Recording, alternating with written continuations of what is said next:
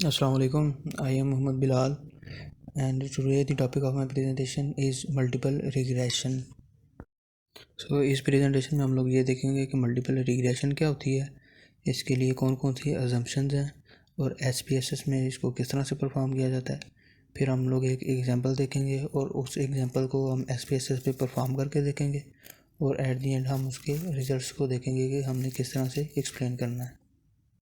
सबसे पहले हम लोग इसका इंट्रोडक्शन देख लेते हैं। सबसे पहले हम लोग इसकी डेफिनेशन देख लेते हैं। तो मल्टीपल रिग्रेशन जो है उसको हम इस तरह से डिफाइन करते हैं कि ये एक ऐसी स्टैटिस्टिकल एनालिसिस की टेक्निक है जिसको कि हम यूज़ करते हैं रिलेशनशिप फाइंड करने के लिए। तो ये रिलेशनशिप किसके दरमियान फाइंड किया जाता है, एक डिपेंडेंट वेरिएबल के और एक से ज़्यादा इंडिपेंडेंट वेरिएबल्स के दरमियान रिलेशनशिप फाइंड करने के लिए हम मल्टीपल रिग्रेशन को यूज़ करते हैं। नेक्स्ट हम लोग इसकी अजम्पशंस को देख लेते हैं। जो पहली सबसे असम्पशन है वो है लीनियरिटी। लीनियरिटी से क्या मुराद है? लीनियरिटी का मतलब ये है कि जो हमारी डिपेंडेंट वेरिएबल और इंडिपेंडेंट वेरिएबल है उनका आपस में लीनियर रिलेशनशिप होना चाहिए। सेकंड जो हमारी असम्पशन है वो है इंडिपेंडेंस। इंडिपेंडेंस का मतलब है कि हमारे डाटा के अंदर जितनी भी ऑब्जर्वेशंस होंगी वो सारी एक दूसरे से अलग होंगी। मिसाल के तौर पे अगर हमारी जो एग्जांपल है जो हमारा डाटा है वो इंडिविजुअल्स का कोई डाटा है तो उनमें जो एक ऑब्जर्वेशन होगी वो इंडिविजुअल ए की होगी और जो दूसरी ऑब्जर्वेशन होगी वो इंडिविजुअल बी की होगी।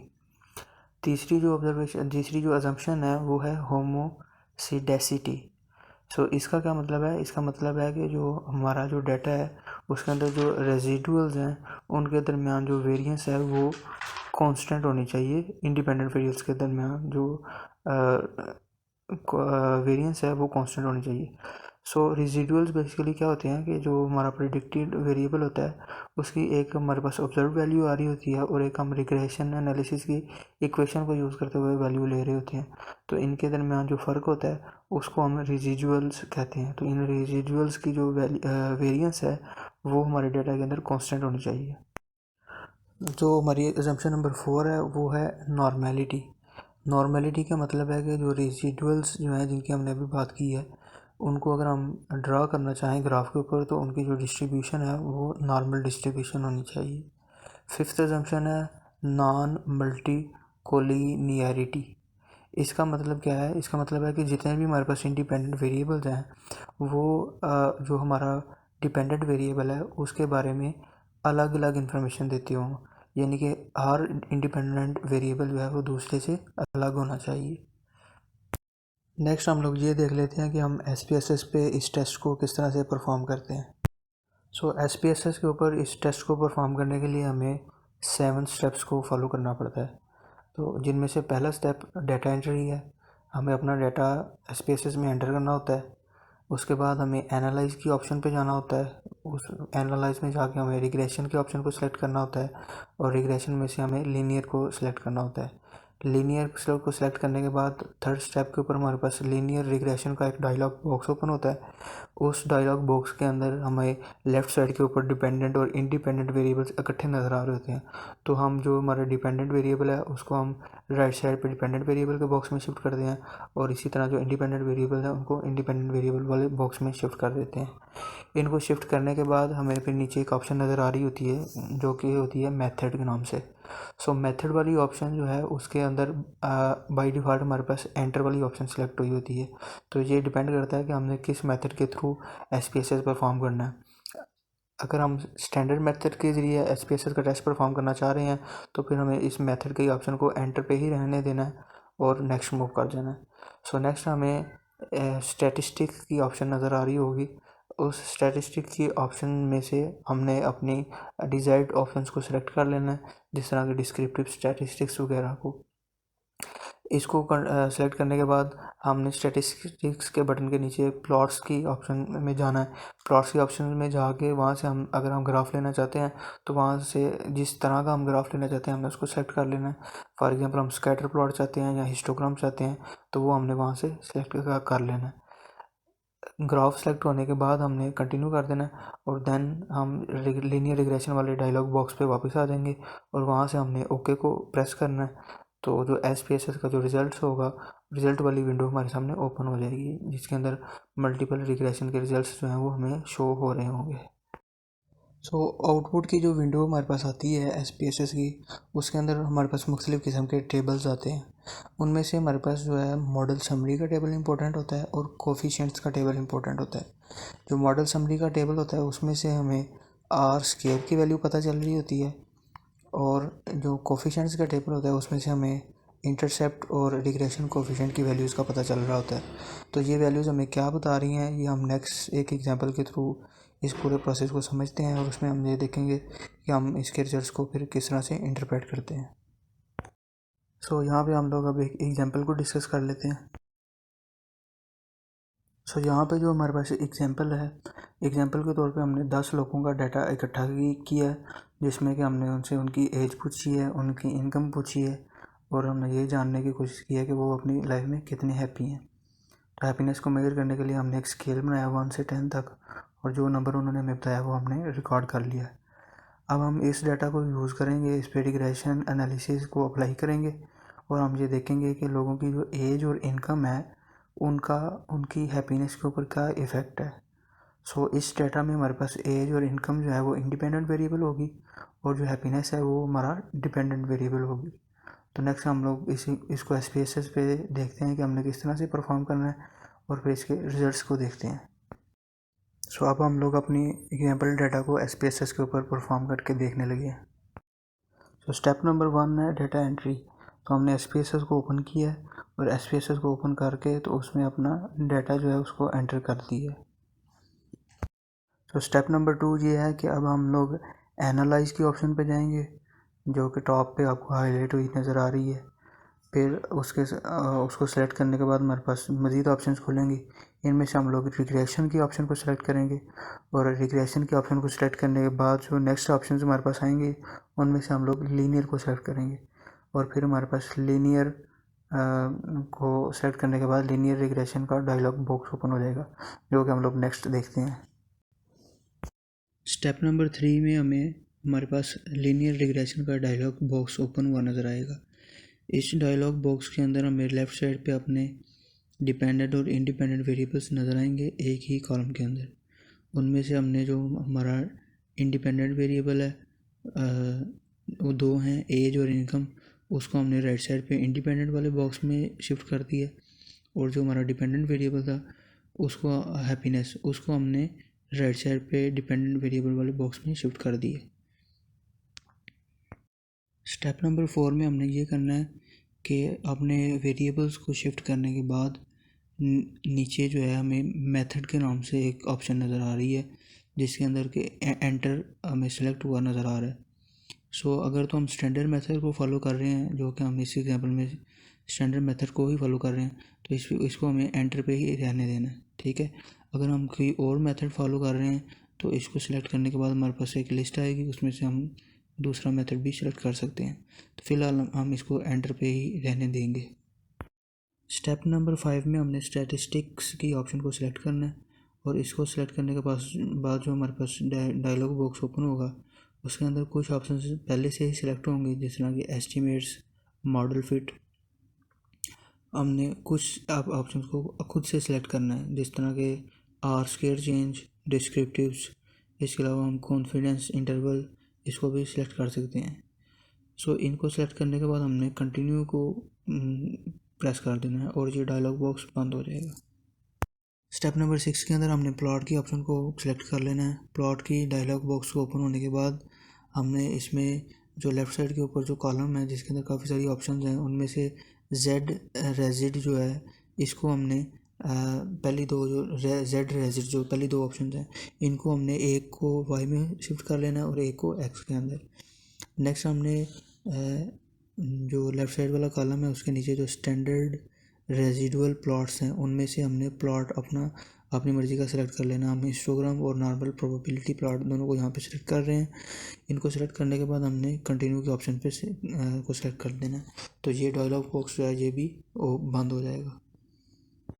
स्टेप नंबर 7 में हमने जो लीनियर रिग्रेशन वाला जो डायलॉग बॉक्स है इसकी जो ओके वाली ऑप्शन है उसको सिलेक्ट कर देना है। और लीनियर रिग्रेशन का डायलॉग बॉक्स भी बंद हो जाएगा और हमारे पास नेक्स्ट आउटपुट वाली विंडो आ जाएगी। तो स्टेप नंबर 8 में हमारे पास आउटपुट वाली विंडो जो है वो आ चुकी है। इसमें हमारे पास डिफरेंट किस्म की टेबल्स हैं। नेक्स्ट हम लोग देखते हैं कि इन रिजल्ट्स को हमने किस तरह से इंटरप्रेट करना है। अब हम लोग इंटरप्रिटेशन ऑफ रिजल्ट्स को देख रहे हैं। तो सबसे पहले हमारे पास डिस्क्रिप्टिव स्टैटिस्टिक्स का टेबल है।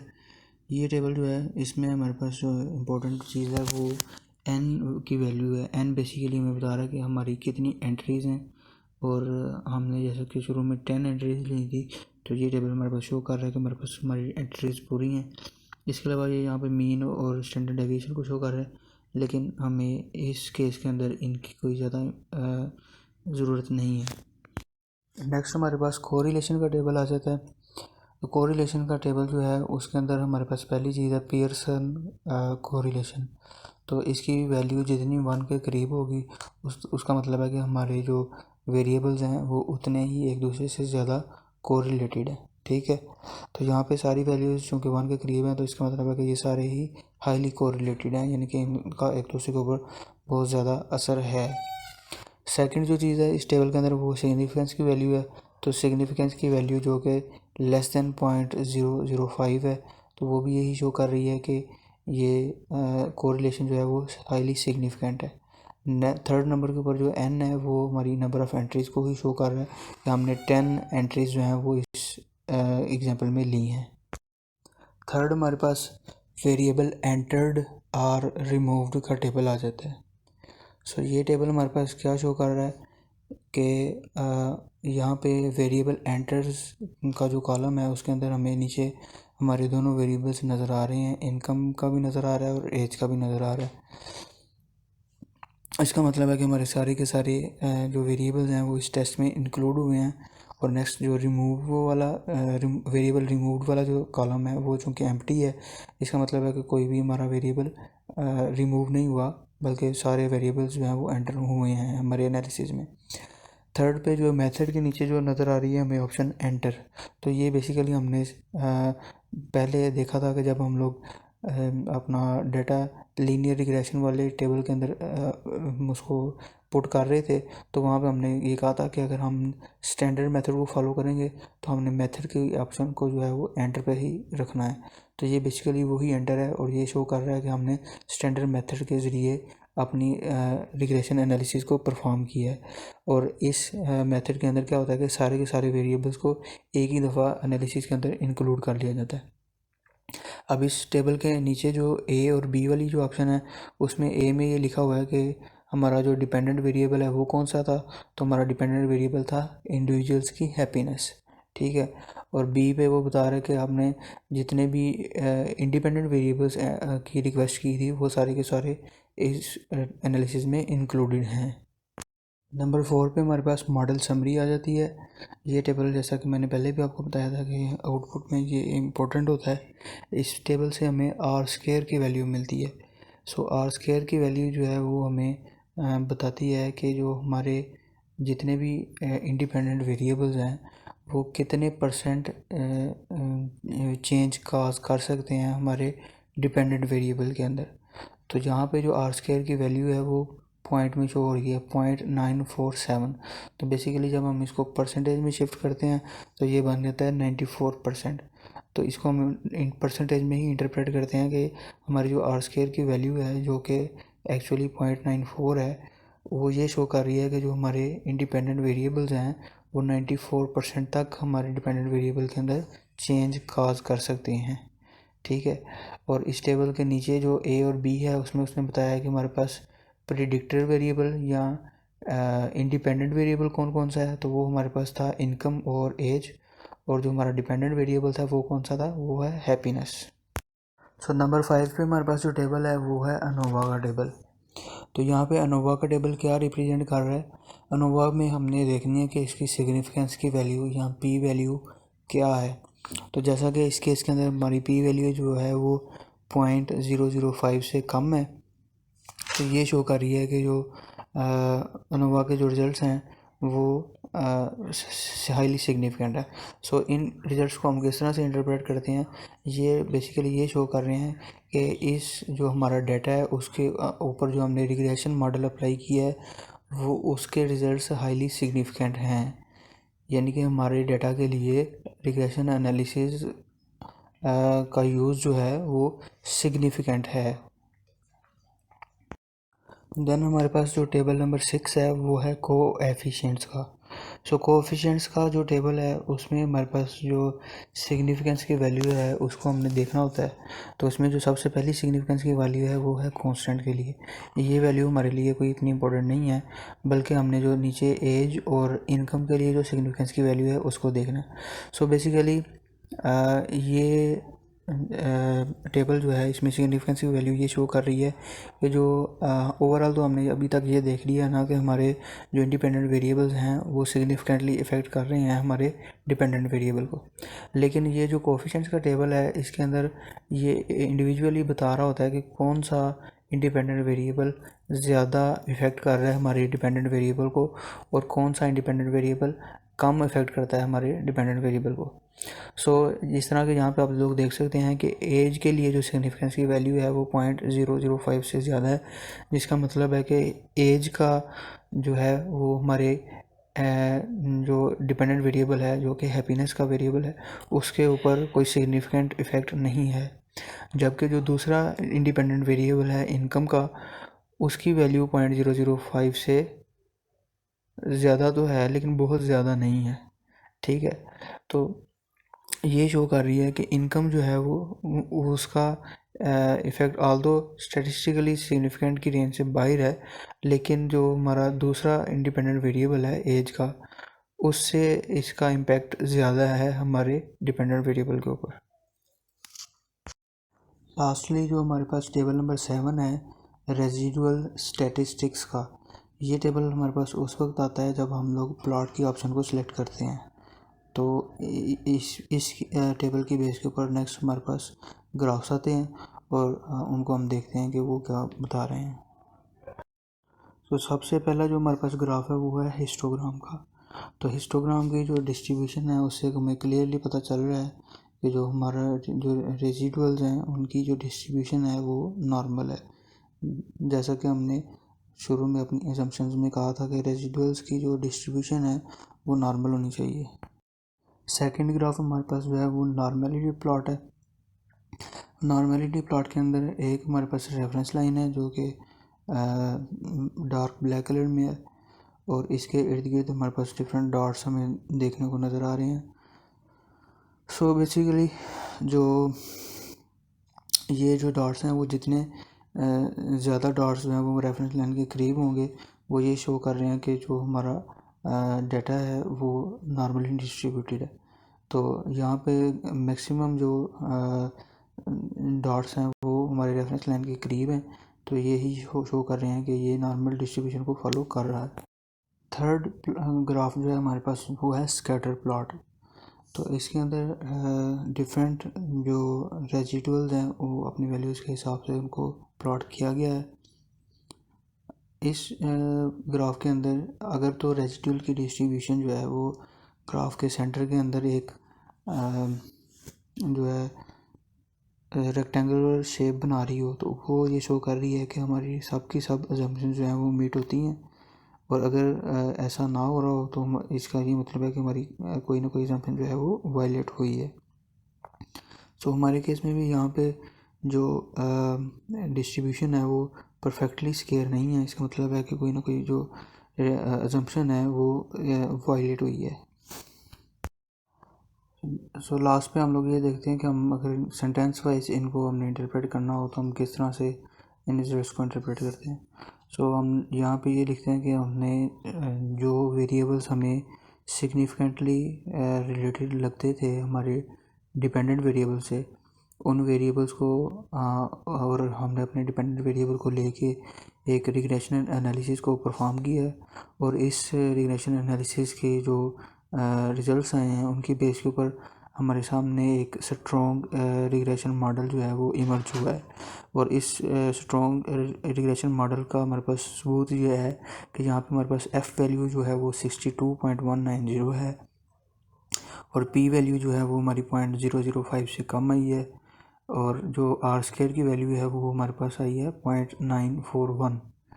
सो ये हमारे पास जो आर वैल्यू है वो हमें ये बता रही है कि जो हमारा जो इंडिपेंडेंट वेरिएबल्स हैं वो अबाउट 94% तक वेरिएंस काज कर सकते हैं हमारे डिपेंडेंट वेरिएबल के अंदर। So this is all about my presentation. Thank you so much.